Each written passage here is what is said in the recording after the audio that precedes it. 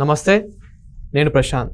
BRS పార్టీలో అసలు ఏం జరుగుతుంది? కవిత గారు ఇప్పుడు బీఆర్ఎస్ పార్టీలో ఉన్నారా, లేదంటే ఇంకా కొత్త పార్టీ ఏమైనా పెట్టారా అనే విషయాలు అయితే తెలుసుకుందాం. దీని గురించి అయితే మాట్లాడేందుకు ప్రస్తుతం మనతో పాటు సీనియర్ జర్నలిస్ట్ సిఎస్ రావు గారు ఉన్నారు. నమస్తే అండి. నమస్తే సార్, ఇప్పుడు కవిత గారు బీఆర్ఎస్ పార్టీలో ఉన్నారా లేరా అసలు? అండ్ ఇంకొకటి, రీసెంట్గా చూసినట్లయితే కనుక కవిత గారు ఏదైతే బీఆర్ఎస్ కండువ ఉంటుందో దాన్ని కూడా మార్చేసుకొని ఒక కొత్త కండువలో కనిపిస్తూ ఉంది. అసలు ఏం జరుగుతుంది బీఆర్ఎస్ పార్టీలో? ఆ కొత్త కండువ కూడా ఎలా ఉందో తెలుసా? షర్మిల గారు కొత్త పార్టీ పెట్టారు ఇక్కడ, వైఎస్ఆర్ తెలంగాణ పార్టీ అని. ఆ వైఎస్ఆర్ తెలంగాణ పార్టీ టవల్ ఏదైతే ఉందో దానికను వైఎస్ఆర్ కాంగ్రెస్ పార్టీకి మధ్యలో ఇంచుమించుగా ఉంది, ప్యారలల్గా. అలాంటి టవల్ వేసుకున్నారు బీఆర్ఎస్ పార్టీ. ఆ తర్వాత బీఆర్ఎస్ పార్టీ కలరు అవన్నీ పోయాయి. ఆవిడ తెలంగాణ జాగృతి కార్యాలయం ప్రారంభించేటప్పుడు ఆ టవల్ వేసుకున్నారు. అంటే ఆల్మోస్ట్ బీఆర్ఎస్ పార్టీకి సంబంధించినటువంటి రంగు అవన్నీ మార్చేశారు ఆవిడ క్లియర్గా. అంటే రాబోయే రోజుల్లో తెలంగాణ జాగృతి పేరుతో ఒక రాజకీయ పార్టీ రాబోతుంది అనేటువంటి సంకేతం ఆవిడ బలంగా ఇచ్చారు. అంటే ఇప్పుడు పార్టీలో ఉన్నట్ట లేదు బీఆర్ఎస్ పార్టీలో అనేటువంటి సంకేతం అయితే వస్తుంది కదా. అనధికారికంగా వాస్తవంగా ఆవిడని బహిష్కరించింది బీఆర్ఎస్ పార్టీ అనుకోవచ్చు.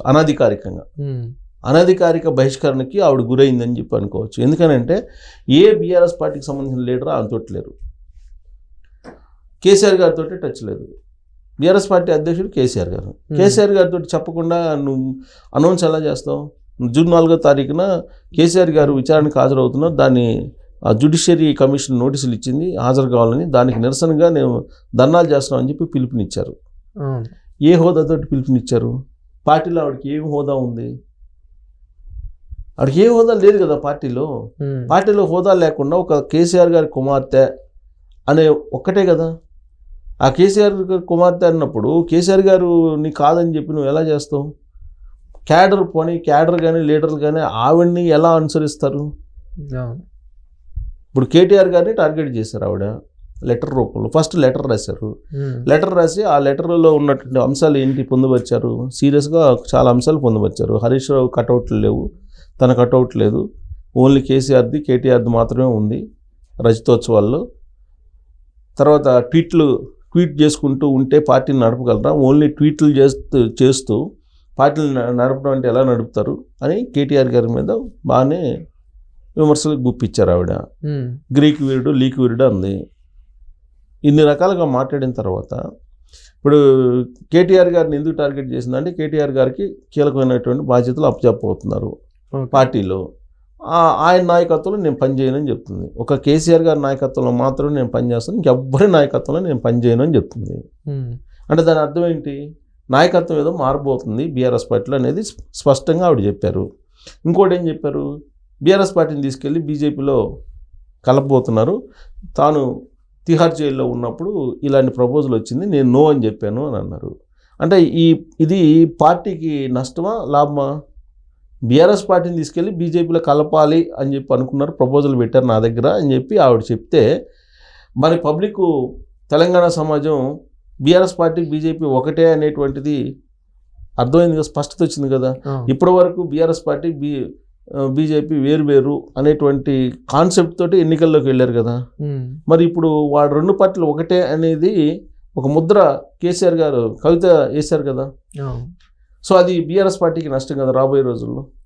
ఇప్పుడు ఆల్రెడీ కాంగ్రెస్ పార్టీ ఏం చెప్తుంది? బీఆర్ఎస్ పార్టీ అలాగే బీజేపీ రెండు ఒకటే అని చెప్తుంది. ప్రతి ఎన్నికల్లో అదే చెప్తుంది కదా బీజేపీ, కాంగ్రెస్ పార్టీ.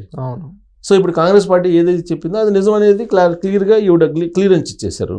ఇప్పుడు కవిత గారు కొత్త పార్టీ నిజంగానే పెడితే కవిత గారు వెనకాల 9 మంది ఎమ్మెల్యేలు ఉన్నారు సపోర్టివ్గా అని చెప్పేసి బయట వస్తున్న టాక్. ఒకవేళ కవిత గారు కొత్త పార్టీ పెడితే ఆ 9 మంది ఎమ్మెల్యేలు మరి పార్టీలో చేరబోతున్నారా? అది ఓన్లీ వచ్చినటువంటి ఒక గాసిప్ న్యూస్ అనుకోవాలి. 9 మంది ఎమ్మెల్యేలు ఈయనతో ఎందుకు వెళ్తారు అసలు? ఇప్పుడు వెళ్ళాలని అంటే ఇప్పుడు కాంగ్రెస్ పార్టీ 9 మంది ఎమ్మెల్యేలు నేను తీసుకొస్తాను అని చెప్పి ఈవిడ చెప్పారు కాంగ్రెస్ పార్టీకి అనేది ఒక న్యూస్ వచ్చింది బయటికి. 9 మంది ఎమ్మెల్యేలు ఈవిడతో ఎందుకు వెళ్తారు? ఇప్పుడు వాళ్ళకు కూడా బెనిఫిట్ ఉంటేనే అది వెళ్ళేది, లేకపోతే వెళ్ళరు కదా. మనం ఈయనతో వెళ్ళినందువల్ల కాంగ్రెస్ పార్టీకి వచ్చే బెనిఫిట్ ఏంటి? ఒకవేళ అదే నిజమైతే కనుక కేసీఆర్ గారే పంపిస్తున్నట్టు అనుకోవాలి మనం. ఫామ్ హౌస్లో కూర్చొని కేసీఆర్ గారే కాంగ్రెస్ పార్టీకి పరోక్షంగా సపోర్ట్ చేస్తున్నట్టు అనుకోవాలి బీజేపీ తోటి పడలేక. ఎందుకంటే బీజేపీ వాళ్ళు ఇప్పుడు ఏంటి కేటీఆర్ గారి మీద కేసు ఉంది,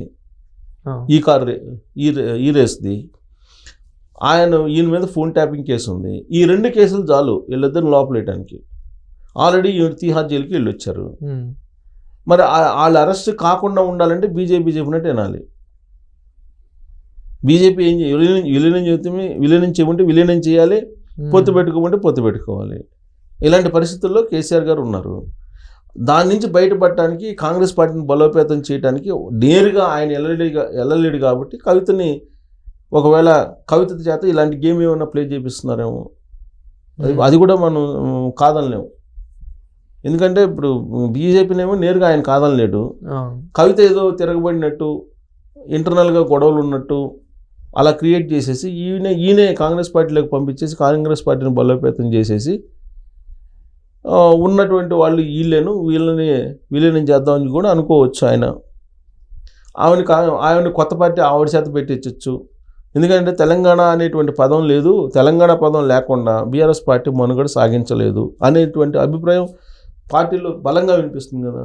అందుకే ఇప్పుడు తెలంగాణ జాగృతి అని పెడితే తెలంగాణ అనే పదం అయితే ఉంటుంది కదా.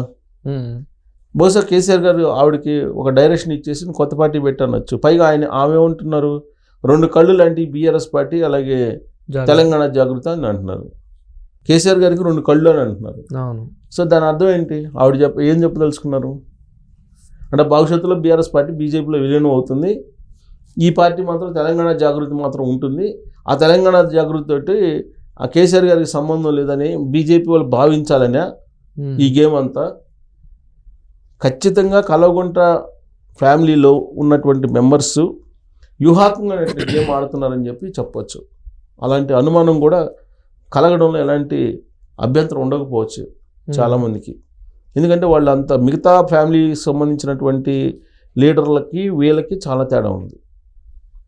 వీళ్ళు గత 2004 నుంచి పార్టీ పెట్టినప్పటి నుంచి ఉద్యమ పార్టీ అని చెప్పి టీఆర్ఎస్ పార్టీని, ఆ తర్వాత వాళ్ళు చేసిన ఎత్తుగడలు కానీ వాళ్ళు అవలంబించినటువంటి విధానం కానీ వాళ్ళు సంపాదించిన సంపద కానీ వీటన్నింటినీ చూస్తే కనుక మిగతా కుటుంబాలకి భిన్నమైనటువంటి కుటుంబం. ఇక్కడ కేసీఆర్ గారి కుటుంబం, అక్కడ రాజశేఖర రెడ్డి గారి కుటుంబం. ఇప్పుడు అక్కడ అంతే కదా, అన్నా చెల్లెళ్ళ మధ్య ఎందుకు విభేదాలు వచ్చినాయి అంటే ఆస్తుల పంపకం విషయంలో వచ్చినాయి. సో ఇక్కడ కూడా ఆస్తుల పంపకం విషయంలో వచ్చింది తప్పితే ఇక్కడ ఈ ఆస్తుల పంపకం అరెస్టులు వీటి నుంచి తప్పించుకునే దానికి వీళ్ళు ఒక గేమ్ ఆడుతున్నారు. ఇప్పుడు అక్కడ కూడా అంతే. ఫస్ట్ ఏమో ఇక్కడ షర్మిల చేత పార్టీ పెట్టారు ఇక్కడ, అది మరి ఆ పార్టీ క్లోజ్ అయిపోయింది. అక్కడ మళ్ళీ కాంగ్రెస్ పార్టీకి వెళ్ళి చేరారు ఆవిడ షర్మిల. మరి ఇక్కడ ఎందుకు పార్టీ పెట్టినట్టు, అక్కడ మళ్ళీ కాంగ్రెస్ పార్టీలో ఎందుకు చేరినట్టు? సేమ్ ఇక్కడ కూడా అంతే. ఇప్పుడు ఈవిడ చేత పార్టీ పెట్టిస్తారు, వీళ్ళు రేపు ఏం డ్రామా ఆడతారో ఏం గేమ్ ఆడతారో తెలియదు. ఈ గేమ్ అంతా ఎందుకు? కేవలం ఆస్తులు కాపాడుకునేదానికి, కేసుల నుంచి బయటపడటానికి. సో కాబట్టి వాళ్ళు ఆడేటువంటి గేము వాళ్ళ మధ్య ఏదో విభేదాలు ఉన్నాయి అనేది అనుకోవడానికి లేదు. పిచ్చోళ్ళని చేస్తున్నారు అందరినీ, జనాల్ని పిచ్చోళ్ళని చేస్తున్నారు.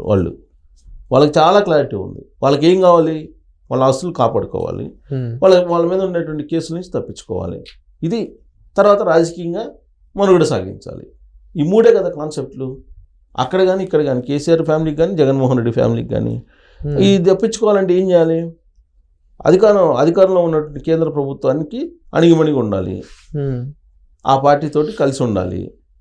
కేసుల నుంచి తప్పించుకోవాలంటే, రాజకీయంగా భవిష్యత్తు కావాలంటే పొత్తు పెట్టుకోవటం, లేదంటే విలీనం చేసుకుని పదవులు తీసుకోవటం.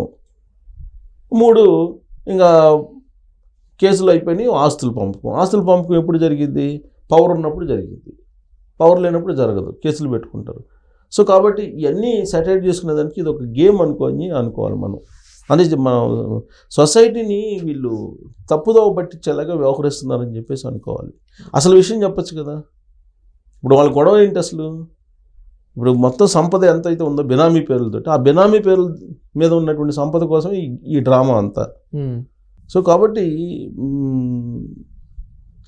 ఈ కవిత ఎపిసోడు చూస్తే కనుక ఇప్పుడు ప్రస్తుతం దూరంగా ఉన్నట్టు అనిపిస్తుంది. ఆవిడని అనధికారికంగా బహిష్కరించారు.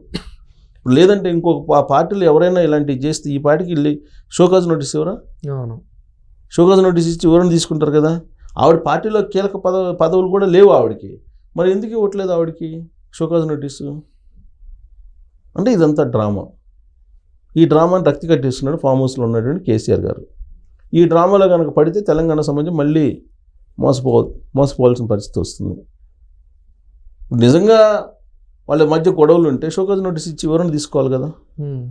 ఇంతవరకు షోకాజ్ నోటీస్ ఇవ్వలేదు కదా. ఆవిడ మాట్లాడుతున్నటువంటి మాటలను ఎవరు ఖండించట్లేదు కదా. కనీసం అటాక్ చేస్తారు కదా రాజకీయంగా, అది చేయట్లేదు కదా. అంటే ఆవిడ మానాన్ని ఆవిడని వదిలిపెట్టేశారు. ఆవిడ ఇష్టం వచ్చినట్టు ఆవిడ చేసుకుంటున్నారు. అంటే ఇదంతా కూడా పొలిటికల్ డ్రామా. ఈ డ్రామాలో అందరినీ పిచ్చోళ్ళని చేసి వాళ్ళకి కావాల్సింది వాళ్ళు నెరవేర్చుకుంటున్నారు అనేది మనం గమనించాలి. Thank you sir.